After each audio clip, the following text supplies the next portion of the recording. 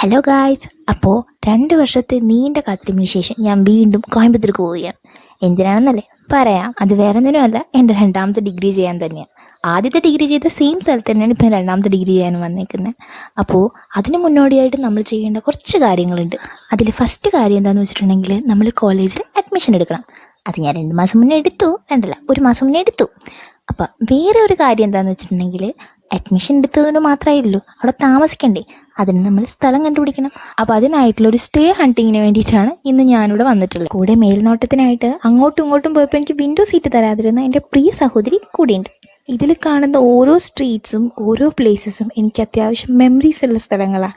ഞാനും എൻ്റെ ഫ്രണ്ട്സും കൂടെ ഒരുപാട് നടന്നിട്ടുള്ളതാണ്. ഫ്രണ്ട്സ് എന്ന് പറയാനായിട്ട് എൻ്റെ ബെസ്റ്റ് ഫ്രണ്ടും പിന്നെ എൻ്റെ ഒരു റൂംമേറ്റ് ചേച്ചി, ഞങ്ങളെല്ലാവരും ഒരുപാട് തെണ്ടിത്തിരിഞ്ഞ് നടന്ന സ്ഥലങ്ങളാണ്. അതുകൊണ്ട് തന്നെ എനിക്ക് ഈ സ്ഥലങ്ങളൊക്കെ കാണുമ്പോൾ ഭയങ്കര നൊസ്റ്റടിക്കും. ഓക്കെ, അപ്പോൾ നമ്മൾ പറഞ്ഞു വന്ന കാര്യം താമസം.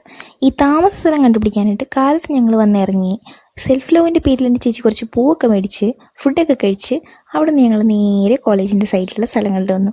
അവിടെ കുറേ തെണ്ടിത്തിരിഞ്ഞ് അലഞ്ഞു തിരിഞ്ഞ് അവസാനം ഞങ്ങൾക്കൊരു സ്റ്റേ കിട്ടി. Affordable and A bit luxury ആയിട്ടുള്ളൊരു സ്ഥലം കിട്ടി.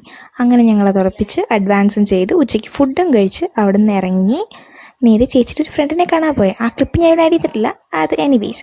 അപ്പോൾ അതൊക്കെ കഴിഞ്ഞൊരു കോഫിയൊക്കെ കുടിച്ച് തിരിച്ച് ഞങ്ങൾ കയറി വെച്ചിട്ട് എന്തായാലും വന്ന കാര്യം നടന്നു. അതുകൊണ്ട് ഞാൻ ഹാപ്പിയാണ്. Okay, by.